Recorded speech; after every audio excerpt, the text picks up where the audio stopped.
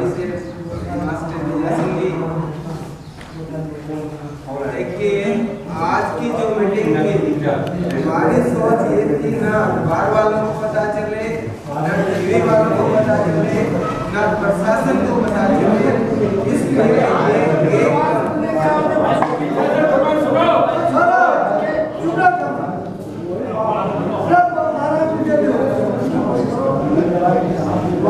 इसलिए एकदम गुप्त मीटिंग रखी गई थी। इसलिए हमने कुछ लोगों पे जिम्मेवारी जो दी वो अपनी आगे जिम्मेवारी नहीं निभा पाए, या उनके कहने से कोई भाई नाराज होके नहीं आए, उसके लिए आप जैसे कहे वैसे हम दोषी हैं। बाकी हमारी ये एक गुप्त चाल थी, चुपचाप एक गुप्त रणनीति के तहत संगठन को मजबूत करने के लिए, क्योंकि लड़ाई लंबी है, इसलिए संगठन के हमने शुरुआत भी नहीं की। तो वैसे फोन आने लग रहे थे हमें संगठन की लिस्ट दे दो। मेरी गुजारिश है आप सभी भाइयों से कि हमें किसी को भी, सरकार को विशेष करके संगठन की लिस्ट नहीं देनी है।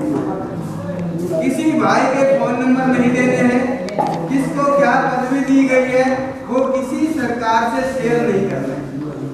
सरकार इसका नाजायज फायदा उठाती है, वो हमें से किसी लालच के तहत गुटबाजी करवाती है। पदवी यहाँ कोई तनख्वाह वाली कोई पदवी नहीं है, जो काम करते हैं वही सभी पदवी है। समाज के प्रति त्याग एक पदवी है, समाज में कभी कोई पद नहीं होता है। पद का त्याग कितना बड़ा कर सकते हैं आप, वही आगे उतना ही बड़ा आपका पद होता है।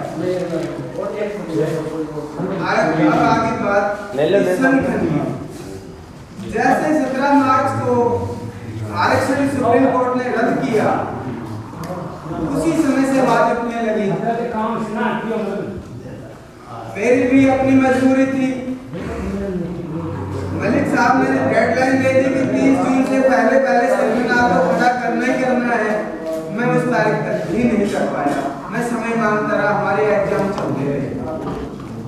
अब संगठन जिस हिसाब से होना चाहिए, हमने फौज में जनवरी या फरवरी 1998 में संसार का रिकॉर्ड है, हिंदुस्तान की एयरफोर्स में हड़ताल हुई थी। अगर हम यहाँ पे प्रशासन से ऐसे बांटती अपनी सूचनाएं बांटते, हम कभी सफल नहीं होते।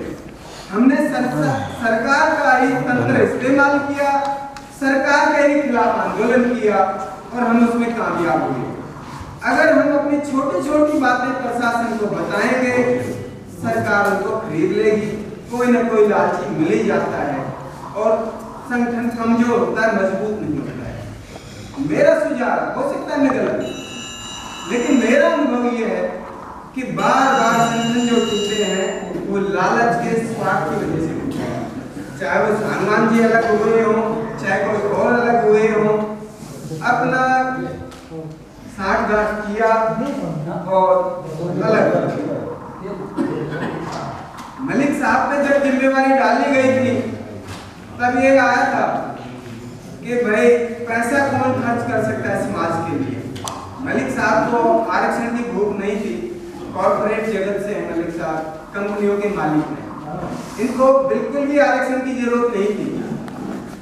लोगों ने इन पे जिम्मेवारी डाली, इन्होंने हाँ की कि हाँ मैं कितना भी खर्चा करूंगा समाज के लिए करूंगा। नतीजा क्या हुआ, सांगवान साहब प्रदेश अध्यक्ष बने, आप सभी को मालूम है। हमें नहीं पता था, 9 अगस्त को एक गुप्त मीटिंग लाडवा में रखी गई थी, उसमें दुर्भाग्य कहिए सौभाग्य कहिए मैं उस मीटिंग में हाजिर था। वहाँ पे मलिक साहब और चौधरी साहब के बीच में जब सवाल जवाब हुए, वहाँ पे सवाल उठा कि ये वो कई बातें उठी, तो मलिक साहब ने जब जवाब दिए कि वे 70,000 रुपए मासिक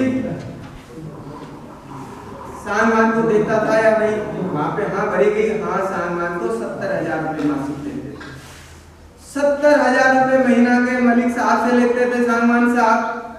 दूसरी तरफ सरकार से जब और मिल गया, उन्होंने अलग ग्रुप बना लिया। इसी तरह हमारे बीच में आज किसी और आदमी को होना चाहिए था, वो नहीं है।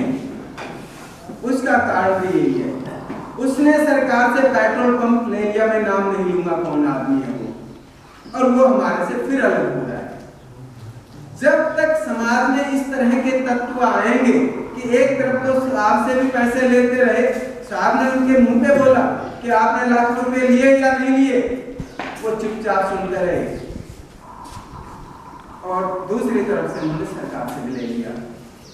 जब जब आदमी बिकाऊ आदमी आपके बीच में आएंगे, जब जब संगठन कमजोर पड़ेगा, वो 5-10 आदमियों को लेके भाग जाएगा, ज्यादा संगठन नहीं तोड़ पाएगा तो वो नया संगठन बना लेंगे, वो कोई खाप में भाग जाएगा तो कोई नया संगठन खड़ा कर लेगा। इस तरह के तत्व हमें पहचानने पड़ेंगे, उनसे सावधान होना पड़ेगा। इसी तरह साहब का आदेश था कि 10-10 रुपए के मेंबर बनाओ। पूरे जो भी बाहर से प्रतिनिधि आए थे पूरे हरियाणा प्रदेश के और बाहर के, सभी ने कहा कि हाँ बिल्कुल सही है, हम 10-10 रुपए का प्रतिनिधि बनाएंगे। हमने बोला कि साहब हम नहीं बना पाएंगे, हमारे ऊपर उंगली उठती है कि भाई पैसा आता है, लोग पैसा खा जाते हैं। इसी पर जब वो बात हुई थी धर्मपाल शोध साहब पे और सांगवान पे जब अटैक हो चुका था, तब बात हुई मका साहब ने एक बात थोड़ी आगे बढ़ के कही थी कि मैंने सब जगह संगठन जहां चिल्लाया मैंने पैसा दिया, तो साहब हमें बर्दाश्त नहीं होगी, आप अच्छा माने या बुरा माने। मैंने उठ करके वहाँ लाडवा गांव में पूछा, मका मलिक साहब क्या आपने 52-84 को भी कभी 1 रुपया दिया है? मलिक साहब ने कहा हाँ दिया है। मलिक साहब ने छाती ठोक कर कहा साहब मेरे पैरों नीचे से जमीन खिसक गई, ये क्या हो रहा है? पिछले 3-3.5 साल से तो ज्यादा मैं लगा हुआ हूँ और मैं तो लगभग 5 साल होने जा रहे हैं आज, ये गड़बड़ कहाँ है? मगर मलिक साहब आपने किसको दिया? मलिक साहब ने एक नाम लिया कि रामकृष्ण महिला को दिया। प्रोग्राम चलाने के लिए मैंने रामकृष्ण महिला को हर प्रोग्राम के लिए पैसा दिया। मैंने कहा साहब हमने तो पैसा इकट्ठा कर करके चंदा किसी ने 500 किसी ने 1000 रुपया दे करके प्रोग्राम चलाए हैं, आपका पैसा कहाँ गया? आपको वहां कहना पड़ेगा समाज के बीच में कि आपने पैसा दिया। बोला मैं कहूंगा।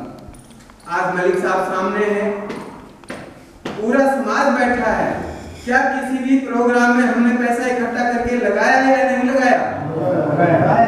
तो फिर उन्होंने मलिक साहब से कैसे पैसा लिया और पैसा कहाँ गया? क्या हमारा फर्ज बनता है या नहीं बनता है? उनसे पूछें कि वो पैसा लिया था उसने 52-84 को रामकृष्ण महिलावत ने भरी सभा में मेरे मुंह में थप्पड़ लगवाया। वहाँ पे मलिक साहब ने भरी सभा में कहा कि 52-84 में जो प्रोग्राम चले वो भी मलिक साहब के पैसे से चले। मुझे तकलीफ हुई। 5000 रुपए बदली की ढाणी वाले से जरूर आए थे हमारे पास में जब दोबारा आंदोलन शुरू किया। मैं मना नहीं करता, वो यहाँ पे लगे थे, सबके सामने लगे, तो हमारे हिसाब में रजिस्टर में लिखे हुए हैं। लेकिन बाकी जो पैसा आया और उन्होंने खाया, मैं समझता हूँ कि समाज को उनसे वो पैसे लेने चाहिए। उस पैसे पे उसका कोई हक नहीं है। जितना भी पैसा आया, चाहे वो 1 रुपया आया चाहे लाख आया, ये तो भूख की बात है। इसी तरह से इसी वजह से हम इस आंदोलन इसको संगठन खड़ा करने में हमें वक्त लग रहा है कि हम मेंबर बनाए, 10 रुपए वाला बनाए, 100 रुपए वाला बनाए, कैसे बनाए? उंगली उठेगी कि ये तो फिर चंदा खाएगा।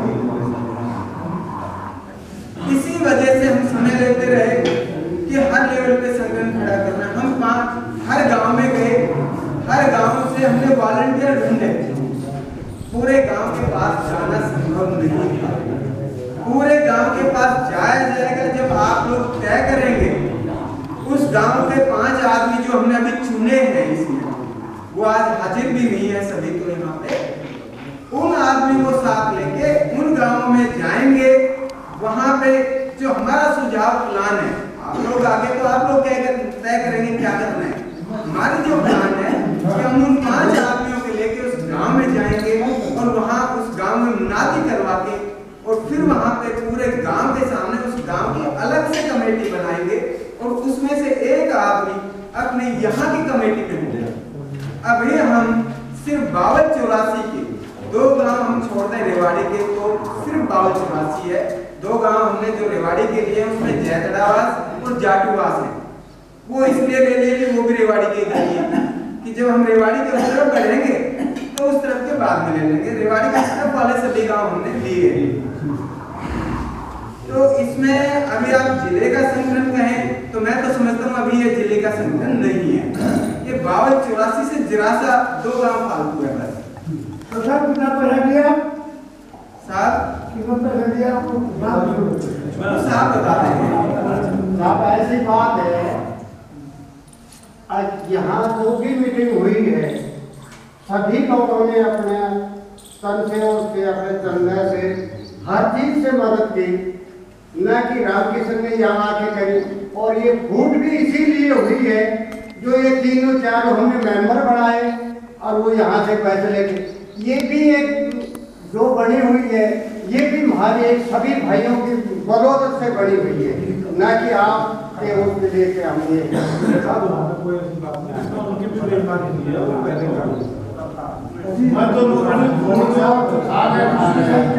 अध्यक्ष महोदय जी